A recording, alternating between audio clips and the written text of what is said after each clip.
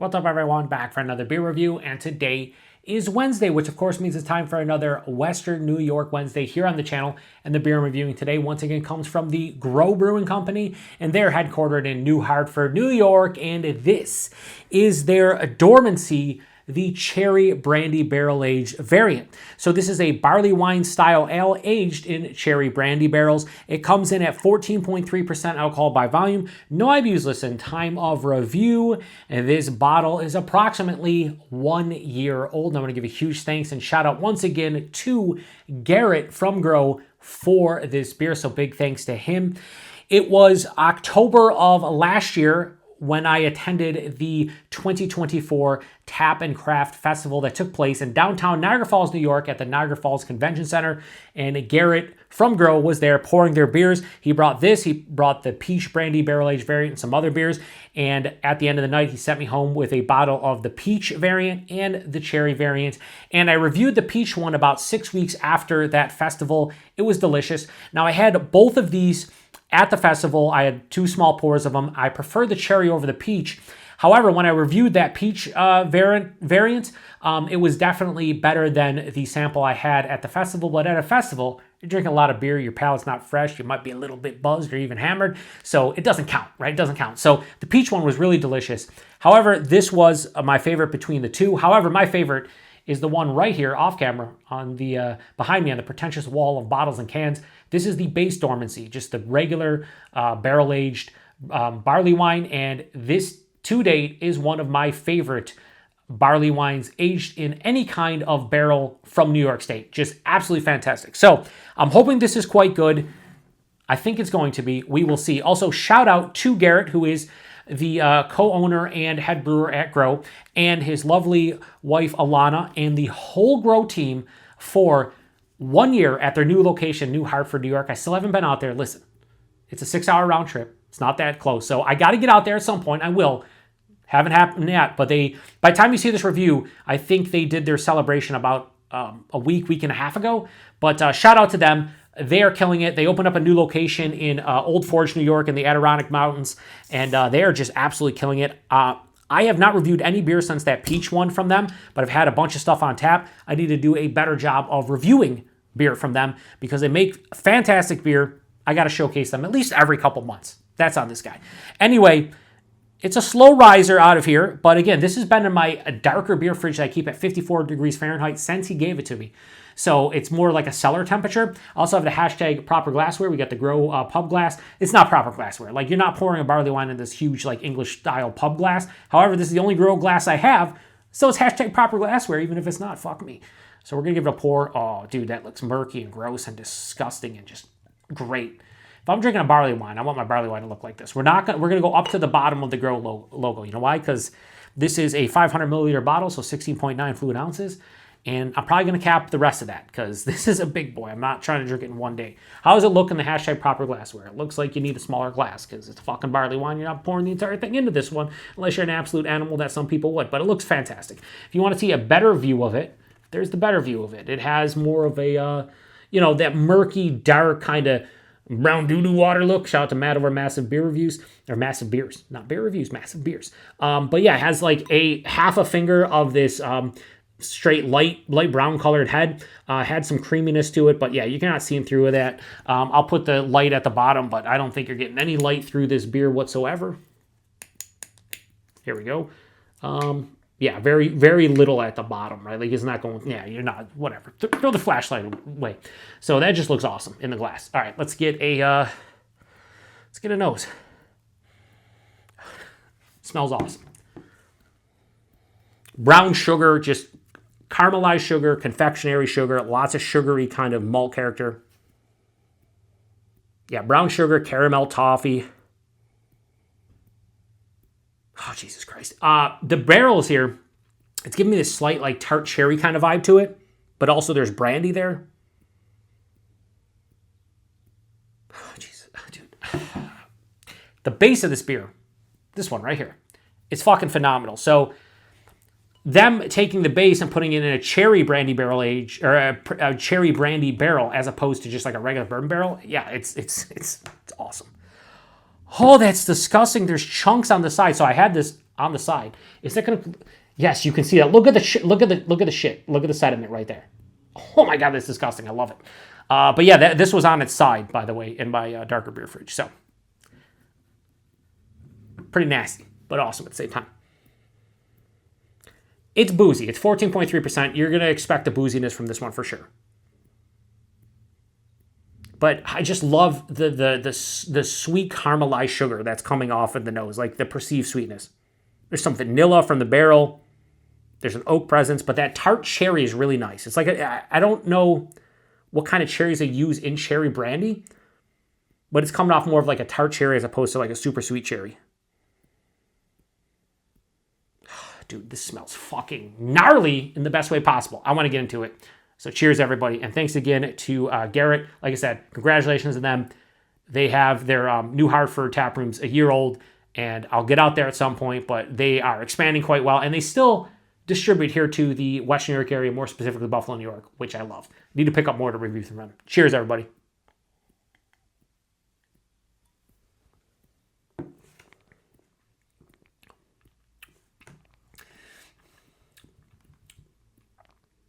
It's fucking dynamite. Like, it's dynamite. That said, I might like the peach one a little bit more now. We'll see. I don't know.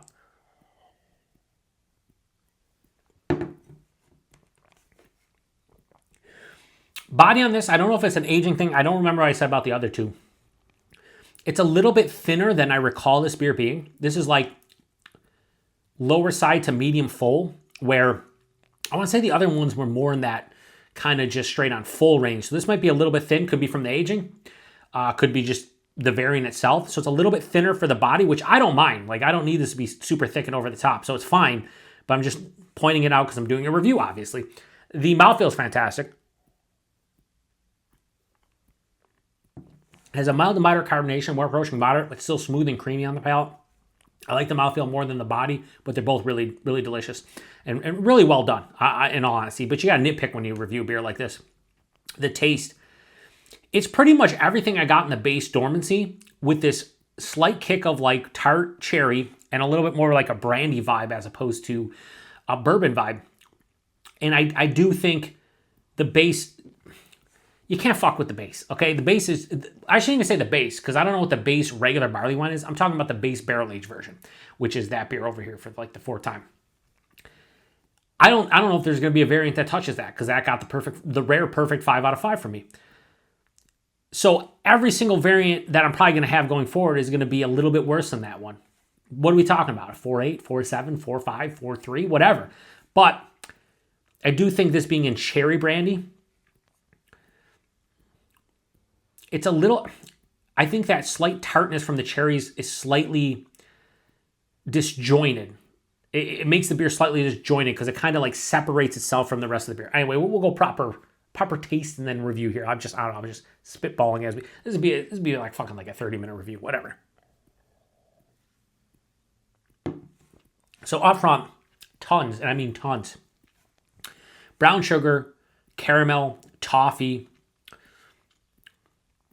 Has like that sugar daddy, sugar baby kind of like vibe to it, just like a condensed caramel sweetness.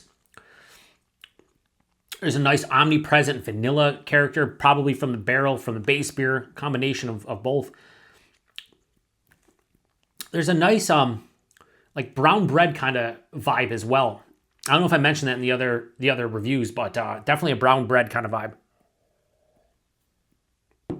Halfway through the palate is where I get dark fruits, plums, dates, figs, but then cherry. A lot of times in barley wines and a lot of like bigger, darker beers, I will get like a sweet dark cherry, and I'll say it. This is more like you replace that sweet dark cherry with a tart cherry. And I love tart cherry juice. I've mentioned it numerous times. Drink it. It's good for inflammation. And that kind of has a little bit, this is almost like someone put a little bit, like a half an ounce or an ounce of like tart cherry juice into your barrel-aged barley wine. That's kind of what's happening here. As it gets to the finish, the tartness from the cherry kind of stays even keel, but I get a slight acidic like zing on the back of the palate. This finish is quite dry. This is like firmly dry. Like there's a nice dryness on the palate. There's no real bitterness, and the dryness is kind of like a oak tannin dryness mixed in with like just like a regular, beer dryness.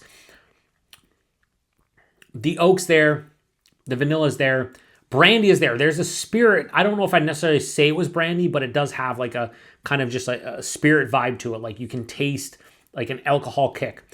14.3%. Absolutely. My chest is on fire. Like it is. It's like it's burning up right here. Sorry for hitting the mic. On the palate though, it has a slight like ethanol kind of vibe to it, but not over the top.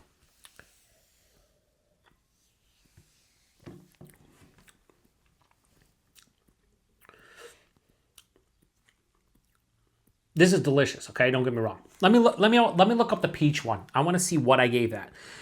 Because I'm thinking off of my memory, I like this little bit more than the peach one, okay? The peach one was, I think it just worked better. But I thought when I had these ones at the festival, I thought the cherry's a little bit better than peach. But as we speak right now, so the peach I gave a 4.4. I think this is kind of the same as the peach now. Man, if you don't like cherry, you're not going to like this. The beauty about this is it doesn't have a medicinal cherry vibe. It's more of like straight on tart cherry juice to me.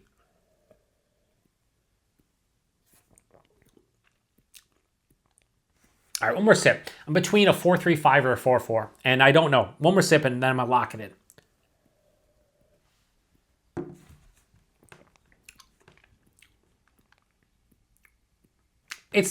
Listen, it's fucking delicious. Whether it's a 4.35 or a 4.4, it doesn't matter. Pros to this one, super complex. Mouthfeel spectacular. 14.3%. Yeah, it's noticeable, but you're not going to sit here and be like, oh, that's super boozy or it's hot, as the kids probably don't say anymore. It definitely is. My chest is on fire. Slight ethanol astringency on the palate, but 14.3% worth? Probably not. You do get the cherry brandy. It's more of a tart cherry than anything else. It's not off-putting. It's not doing anything other than, kind of riding side by side with the base beer. But it does take away a decent amount from the base beer, kind of like the peach one did. But I can't say I have a preference between this and the peach. It would be whatever mood I'm in. If I want something more cherry forward or more peach forward, I'm going to grab for either, reach for either bottle. So I'm going to have to give them the same rating. Unfortunately, it's a cop-out. I don't. Fuck me. So I'm going to give Grow's Dormancy, the cherry brandy barrel-aged variant. I'm going to give this a 4.4 out of 5. Absolutely delicious. But if we're being honest and calling a spade, like I always do on my channel, I just have to be honest with you and say the base beer, hopefully they brew that again and release it, because that was an amazing beer. And I think both of these variants are slight disappointments in comparison to those beers. But they're still great in their own right. So 4.4 out of 5. Whether I give this a 4.35 or a 4.4, it all really doesn't matter, because it's just ratings. And as I always tell you guys, ratings don't matter outside of who's rating them. That's all it should matter for. Price point availability. I think in the peach one, I didn't know the price, and I guesstimated $20-25. I saw this one show up, and I think it was like, depending on the place, was like $18, $20. So I'm going to say $16 to $20, we'll say, not $20 to $25. Good price point. It is, 16.9 fluid ounce bottle, 500 mils. So you're paying like $1 an ounce or more.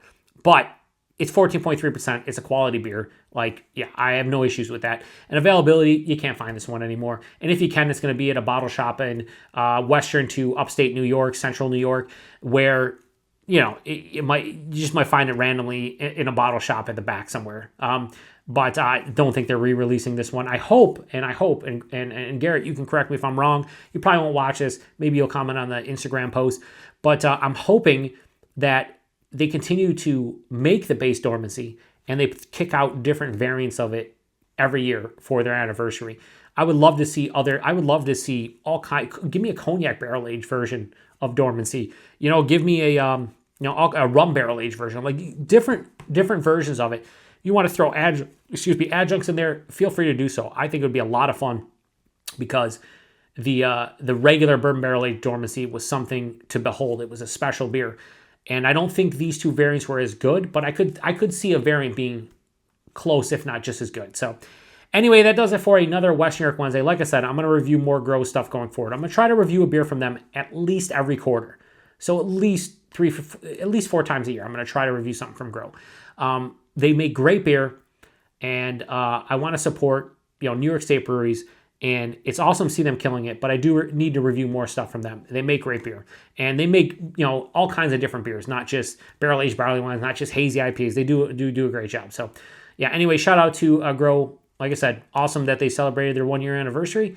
And, yeah, I'm going to shut this one down. So if you've had this one before, please post in the comment section. Let me know what you thought about it. If not, what's your favorite barrel-aged barley wine?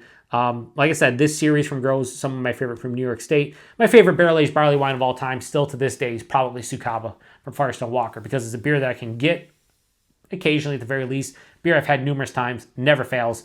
Awesome beer. So, appreciate it. Till the next one, cheers, and check back next Wednesday for another West New York Wednesday. Until then, cheers.